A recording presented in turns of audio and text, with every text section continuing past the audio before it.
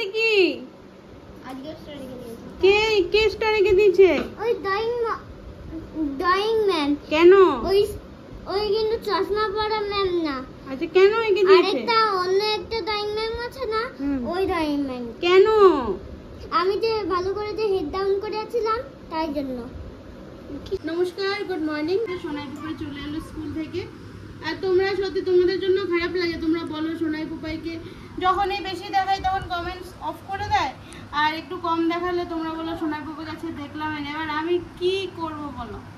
সত্যি কথা জানো তো, ভাল লাগছে না। আর মানে ফোন খুললে এইসব দেখছি, কষ্ট হয়। আর আমার জানো তো এরকম হয়েছে এখন, আমি না এগুলো দেখতে পাই না। এবার সমাজে বাস করি তো, এগুলো দেখতেই হবে। আর ফোন স্ক্রল করলে আসে, তখন যখন দেখতে থাকি না তখন মনটা এত খারাপ হয়ে যায় না, মানে কি বলবো, তখন না ভিডিও করতে পারি না কিছু। সারাদিনে ওদের বিছানার মধ্যে শুয়ে থাকি, মানে কিছু ভালো লাগে না। মুড সুইং করতে থাকে, রাগ উঠতে থাকে। তো সোনাই পুপাই কিছু একটা বললো, আমি রেগে যাচ্ছি। মানে আমার ভিতরের ইয়েটা না দেখছি, ভিতরের ইয়েটা আমি প্রকাশ করতে পারি না। ওই জন্যে কি বলবো, রাত্রেবেলাও দেখি, দেখে তারপর যখন ঘুম পাই শুয়ে পড়ি। সকালবেলা ভাবি কি থাক, গতকালের দিনটা আমার এরকম গেছে, কিছুই করতে পারলাম না, আজকে একটু ভিডিও করি, কারণ আমার কাজ তো করতে হবে। হ্যাঁ, কিছু হয় না, ছিঁড়া সব করতে হয়। তো এই দেখো না, সকালবেলা হলো না, একটু ইয়ে করলাম। তো এখন এই যে তোমাদের সাথে ভিডিও করছি, তো ভালো লাগে না জানো তো। চারিদিক দেখছি ধর্মঘটে বন্ধ, এই সেই, কিছু করার নেই। আর জন্য আমরা জনগণরা ভোট দিচ্ছি কিসের জন্যে? যেন আমাদের কি বলবো, সুবিধার থেকে সবচেয়ে বড় কথা হচ্ছে আমাদেরকে প্রোটেক্ট করা, তাই না, জনসাধারণকে। সেই জায়গাতে যদি এরকম হয়ে যায় তাহলে জনসাধারণ তো নামবেই রাস্তায়। ঠিক, এটা অনেক আগে দরকার ছিল, অনেক হচ্ছে। এবার তো রীতিমতো ভয়, এই যে মানে যে আসল শাস্তি দেওয়ার জন্য সেগুলো পুরো ধামাচাপা দেওয়া হচ্ছে। তাহলে এটাতে কি হচ্ছে, নেক্সট জেনারেশনটা তারও ভয়টাই চলে যাচ্ছে। আচ্ছা ঠিক আছে, কি হচ্ছে যে আমরা পার্টি করে আমরা আমার মতো যা ইচ্ছা করব, মেয়েরা তো আছেই তার জন্যে। যাক, কিছু তো হবে না, কারণ আমরা যাই করবো পার্টি করলেই চুপ হয়ে যাবো, মাছ চুপ হয়ে যাবে। তো এই করে করে তো আরো বাড়বাড়ন্ত হচ্ছে, জানি না। মানে যে দোষী তাকে যদি যথাসাধ্য আর যথাযথভাবে শাস্তি দেওয়া হয়, তাহলে কিন্তু নেক্সট যার মেন্টালিটি, যার এরকম বাজে আছে, তারাও কিন্তু একবার করতে ভাববে না এরকম হয়েছিল এরকম। কিন্তু আজকে যে ব্যাপারটা হচ্ছে পুরোটাই ধামাচাপা, আর তাতে কিনা আরও বেশি পাওয়ার পেয়ে যাচ্ছে নেক্সট যারা ভাবছে, যাদের ভিতরে একটু ভয় হতো তাদের কিন্তু আরও সাহস জগিয়ে দিচ্ছে। কারা করছে? ওপর মহলের মানুষ। কিছু করার নেই। এবার নিজের প্রোটেকশন নিজের কাছে, সেটাই ভেবে নিয়েছি। এবার নিজের প্রোটেকশন নিজেকেই নিতে হবে, কেউ প্রোটেক্ট করবে না। সত্যি ভাবতাম জানো তো যে কলকাতা, ওয়েস্ট বেঙ্গল খুব সেফটি, কিছু ব্যাপার না, খুব গর্ব হতো। সত্যি কথা, সত্যি আমার আজকে থেকে না, ছোট থেকে আমার গর্ব হতো। কিন্তু দেখছি যে না, আরো বেশি খারাপ। খাওয়া যায়, মানে ভাবলেই যেন কেমন লাগে। এদিকে চলে এসেছি রান্নার দিকে, আর এদিকে পটল আর কাঁকরোল ভাজা বসিয়েছি সোনাই আর পুপার জন্য। এদিকে ছোলার ডাল সেদ্ধ বসিয়েছি। আজকে অনেক দিন পর মাছ পেয়েছি। এই মাছ ছিল, সাথে ইলিশ ছিল। তো ইলিশটা নিতে গেলাম, তারপরে আমি বাবাকে বললাম ইলিশ তো এখন রোজ পাওয়া যাবে, চল আজকে জানি। আজ আমার খুব ফেভারিট, বেগুন দিয়ে ঝোল ঝোল বা মাখা মাখা দারুণ লাগে খেতে। আর এদিকে দেখো, হঠাৎ করে বৃষ্টি আসছে, ঝড় আসছে তো, বাবা কি মজা। একদম হালকা করে মাছগুলো ভেজে নেব। এদিকে মাছটা ভেজে নিয়েছি, আর এদিকে বেগুন, পেঁয়াজ, কাঁচা লঙ্কা, হলুদ একসাথে ভালো করে মেখে নেব। আজকে ওই মাছগুলো হালকা ভাজা করে নিয়েছি, তো একসাথে ওই ঝাল ঝাল যেরকম হয়, আর একটু মাখা মাখা হবে, একটু ঝোল ঝোলও হবে, তো সেইভাবেই করবো। তো প্রথমে ওই জন্য এই প্রসেসটা করে নিচ্ছি। মধ্যে দিয়ে দেবো অল্প পরিমাণে সর্ষের তেল, দিয়ে দেবো নুন। মানে যতটুকু পরিমাণে একটা মাছ রান্না করতে গেলে সর্ষের তেল লাগে, সেই পরিমাণেই দিয়েছি। কারণ এখন আর ওই উপর দিয়ে তেল ভাসবে ওই ব্যাপারটা আর নেই। ভালো করে মেখে নিলে না আরও মজে যাবে, আর হাফ সেদ্ধর মতো হয়ে যাবে। ওই জন্য আমার এই রান্নাটা খুবই ভালো লাগে। আমার বেগুন দিয়ে মাছ দিয়ে খুব ভাপা টাইপেরই বলতে পারো। রান্নাটা তাড়াতাড়িও হয়, আবার খুব টেস্টিও হয়। দিয়ে দিলাম টমেটো দিয়ে আর একটু মেখে নেব। এই কড়াইটা চাপিয়ে দিলাম, দিয়ে দেবো পরিমাণ মতো জল এর মধ্যে। এদিকে জলটা কিন্তু ফুটে উঠেছে, বেগুনগুলো হাফ সেদ্ধ হয়ে গেছে।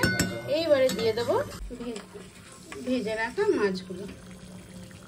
কিন্তু মাছগুলো অনেকটা নরম তো, সেই কারণে না মাছগুলো অনেক আগে দিয়ে ফুটিয়ে নেব হবে না, সব গলে গলে বেরিয়ে যাবে।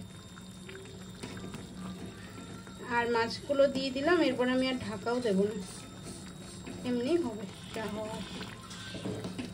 একটু ছড়িয়ে ছড়িয়ে দেবো, আর বেগুন তো আর অল্পক্ষণ সেদ্ধ হলে হয়ে যাবে।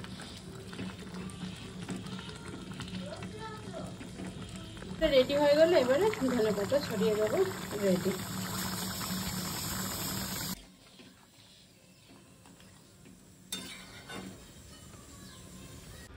মাছটা কমপ্লিট হয়ে গেল, এবার ডালটা ফোড়ন দেবো। আর ডাল হচ্ছে আজকে মটর ডাল আর মুগ ডাল একসাথে, মানে আগে মটর ডালটাকে 4টা না 5টা সিটি দিয়ে নিয়েছি, তারপর মুগ ডালটা অ্যাড করেছি, আর তার সাথে হচ্ছে সজনে পাতা, তো ওই দিয়ে আজকে ডাল করেছি। তো ফোড়নে দেবো আজকে শুধু হচ্ছে পেঁয়াজ আর রসুন।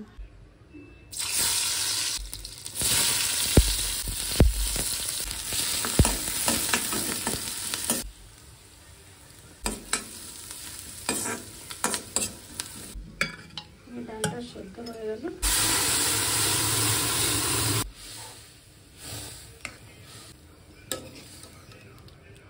আজকে দুপুরের খাবারে হচ্ছে এই সজনে পাতা দিয়ে ভারী ভারী ডাল, আর এই যে হচ্ছে মাছ, আর এদিকে রয়েছে মিষ্টি কুমড়ো দিয়ে উঠছে চচ্চড়ি।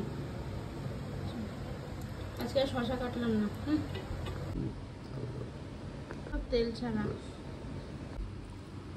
গরম গরম ভাতের সাথে এসব খাবার সত্যি অসাধারণ। বিকেলবেলা হঠাৎ করে গেটে আওয়াজ হচ্ছে, মানে গেটে যেহেতু তালা দেওয়া ছিল, তো গেটে যে হ্যাচকল আছে ওইটার আওয়াজ হচ্ছে। তো গেলাম, গিয়ে দেখছি যে পোস্ট অফিস থেকে এরকম একটা পার্সেল এসছে। আমি ভাবলাম কি ব্যাপার, পোস্ট অফিস থেকে কিসের পার্সেল? তো বললাম যে মিশো থেকে কি কিছু এসছে? বলছে না না আপনি আসুন, টাকা দেওয়া আছে। তারপর গিয়ে দেখছি যে সোনু, মানে আসাম থেকে, তোমরা তো সবাই জানো আমার ভাই সোনু আমার জন্য এগুলো পাঠিয়েছে। কিরকম প্যাক করেছে?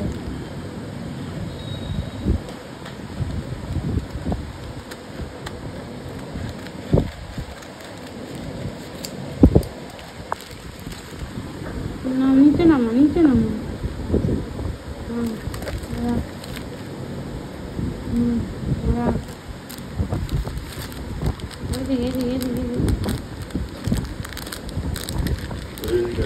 সুন্দর হয়েছে।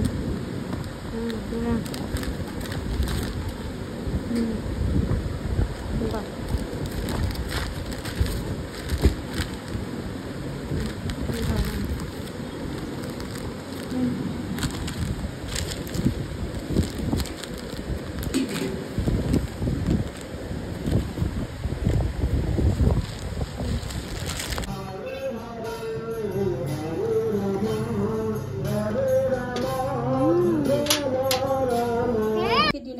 স্যুপ। তো এদিকে গ্রেট করে রেখেছি, দেখো দেখো এটা আর গ্রেট করা হলো না, এখন সময় নেই, তাড়াতাড়ি করে করতে হবে। বাঁধাকপি কিছু ভেজিটেবলস দিয়ে এদিকে স্যুপটা রেডি করব।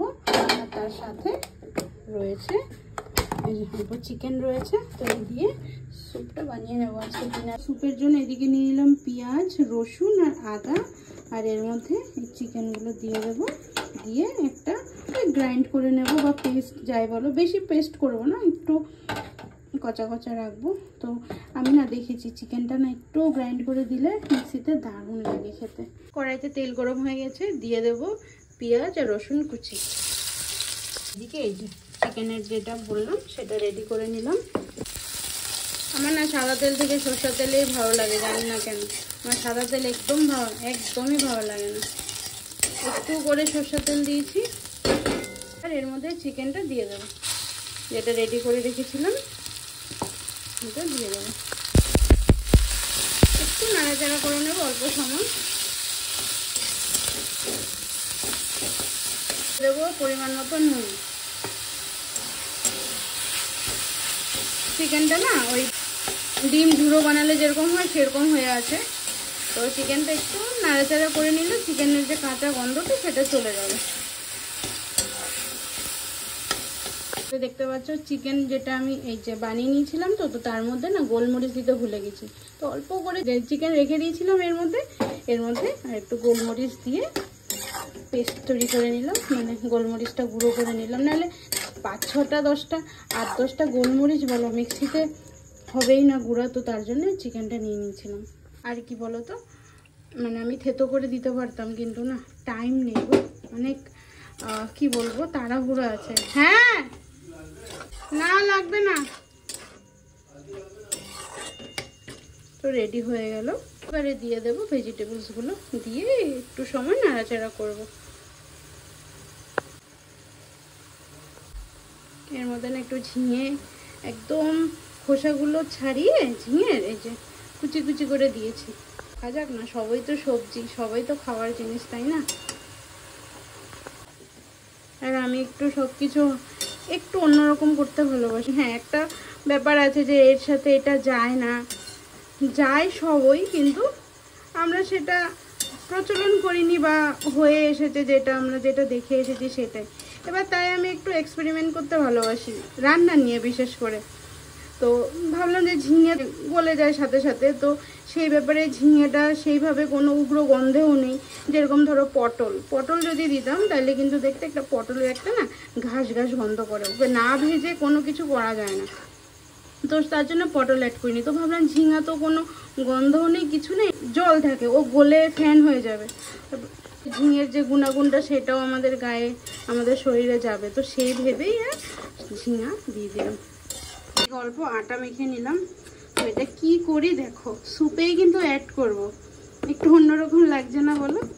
আলাদা করে আবার কি তরকারি করব আর আলাদা করে কি রুটি করব, তো তার জন্যে যেহেতু অল্প অল্প এখন খাওয়া দাওয়া হয় আর একটু হেলদি খাওয়ার চেষ্টা করছি, তো তার জন্যই একটু আটা মেখে নিলাম। এবার দেখো হ্যাঁ কি করি। আর অবশ্যই যেহেতু আমি প্রথম দিন করছি এই রান্নাটা, তো কেমন হলো না হলো সেটা তো তোমাদেরকে বলতেই হবে, তাই না? তো চলো হ্যাঁ। এদিকে কিন্তু জল ছেড়ে দিয়েছে, আর এই চিকেন সাথে ভেজিটেবলস একসাথে একটু কষানোই হচ্ছে বলতে পারো, এবার মশলা ছাড়া কষানো। দেখো এদিকে দেখো আটাগুলোকে এই যে একটু একটু ছোট ছোট করে নিয়ে এরকম চ্যাপটা চ্যাপটা করে দিচ্ছি। তাহলে কি হবে বলো তো, চিকেনের সাথে সাথে এগুলো মুখে চলে যাবে, বোঝা যাবে না। আর রুটিটা হলে কি হবে বলো তো, একটু পেটে থাকবে, কারণ আমরা তো বাঙালি বলো, আমাদের ভাত রুটি এসব খেয়ে অভ্যস্ত, ওই জন্যে ছোট ছোট করে আটা এই যে গোল করছি, এরকম করে গোল করে তারপরে একটু এই যে এরকম করে দিলেই হয়ে গেল।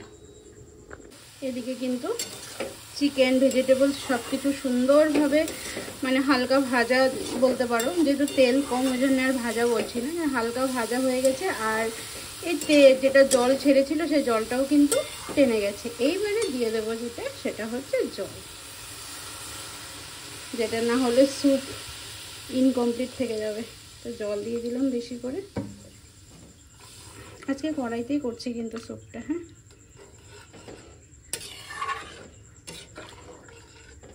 তো জলটা অ্যাড করে দিলাম, এবারে একটু হোক, ঢাকা দিয়ে দিলাম। তো এইদিকে এই তো ফুটে গেছে, এইবারে দিয়ে দেবো এই যে এগুলো একে একে করে দিয়ে দেবো। এগুলো কিন্তু চিকেনের মতনই লাগবে খেতে, আর এখানে দিয়ে দিচ্ছি তো দেখো তো এগুলো কিন্তু সেদ্ধ হয়ে যাবে। রান্না নিয়ে হাসার কিছু নেই, যে যেটাই রান্না করে যে রান্নাটা খাওয়া যাবে সেটা অবভিয়াসলি রান্না একটা আর্ট, তো যে যেইভাবে করে, তাই বলে এটা না আগে আদা কুচি দিয়ে তারপর তেল ঢেলে দেবো গরম কড়াইয়ে, সেটা না, বা ঠান্ডা কড়াইতে তেল দিয়ে তার মধ্যে সবজি দিয়ে দেবো, সেটা একদমই না। সব কিছুর একটা সিস্টেম থাকে, তাই না? তো সেই ক্ষেত্রে এই যে আটা দিয়ে যেটা আজকে করছি, এটা কিন্তু ওয়ান টাইপ অফ পাহাড়ি খাবার, কাশ্মীরি একটা রেসিপি আছে, কারণ আমাদের সোনাই যখন কেভিতে পড়তো তখন ওদের একটা প্রজেক্ট দিয়েছিল, এক একজনের এক এক রকম রেসিপি। তো সোনাইয়ের পড়েছিল কাশ্মীরি একটা রেসিপি, তো তখন সোনাই করেছিল একটা কি যেন নাম ছিল। তো সেই ক্ষেত্রে এটা আটা দিয়ে আর একটু ডিজাইন করা ছিল, সেটা আর একটু বড় বড় ছিল। রান্না করেছিলাম, দারুণ হয়েছিল খেতে। এবার রেসিপিটা করে কিভাবে করলো না করলো, বাচ্চাকে দিয়ে একটু আটাগুলোকে শেপ করা, সেগুলো মানে একটু ভিডিও করে পাঠাতে হবে। আর কি কি লেগেছে, কিভাবে করেছে রান্নাটা, সেগুলো বলতে হবে ডিটেলসে। তো সেইভাবেই সোনাইকে নিয়েই আমি রান্নাটা করেছিলাম, ভালোই লেগেছিলো। এবার রান্না করে তো আর স্কুলে জমা দেওয়ার নেই, সেগুলো বাড়িতেই খেতে হবে। তো সেই জন্যই আর আমার মাথায় আসলো যে না দেখি। তো এই দেখো, দেখতে পাচ্ছ, এই যে এখন আবার আরেকটু ঢাকা দিয়ে দেবো, পুরো চিকেনের পিসে লাগছে না বলো। তো যাকে এবার একবার ঢাকা দিয়ে দিই আর একটু সেদ্ধ হোক। প্রায় 20 থেকে 25 মিনিট এই যে ফুটছিল, এদিকে তৈরি হয়ে গেল কিন্তু চিকেন স্যুপ। আর এই দেখো এইগুলো যেগুলো লাস্টে দিলাম আটা, দেখো সব সেদ্ধ হয়ে গেল। চলো হ্যাঁ, এইবারে আমরা খাবারটা খেয়ে নিই, রাতের খাবার। তো তোমরা কিন্তু অবশ্যই বাড়িতে ট্রাই করো।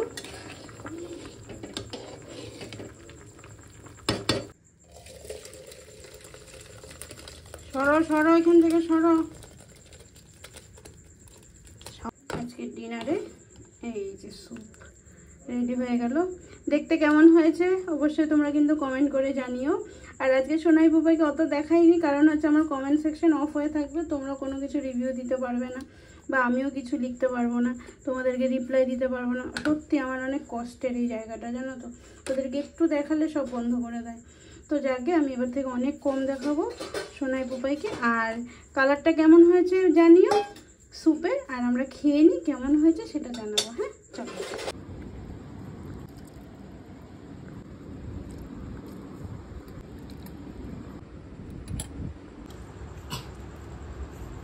কেমন হয়েছে? দারুণ হয়েছে খেতে।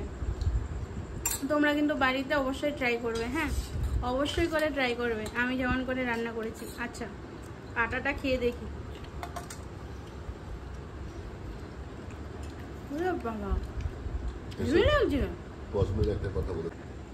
তোমরা কেউ যদি টেস্টের জন্য খেতে চাও, যে না আজকে ইচ্ছা করলো চলো বানাই, একটা হয় না মুখের রুচি এক এক রকম হয় আমাদের, তখন তোমরা একটু করে বাটার অ্যাড করতে পারো। কিন্তু যদি শরীর চর্চা বা শরীরে যেন ফ্যাট না জমে, ফ্যাট লস করার জন্য যদি তোমরা কেউ বাড়িতে এরকমভাবে করতে চাও, তো ওইটুকুনি মানে একটু করে 4 চামচের 1 চামচ তেল দেবে, সে সাদা তেল হোক বা সর্ষের তেল। আমি তো সর্ষের তেল দিয়ে করলাম, দেখলে কি ভালো হয়েছে খেতে, করে দেখো একবার। আর আটার যে গন্ধটা একদমই নেই, কারণ হচ্ছে স্যুপের যে এত কিছু কম্বিনেশন রয়েছে, সেই ইনগ্রিডিয়েন্টস দিয়ে যেগুলো বানানো হয়েছে সেগুলো কিন্তু পুরোটাই আটার ওই যেগুলো গোল গোল করে দিয়েছি এর মধ্যে কিন্তু ঢুকেছে।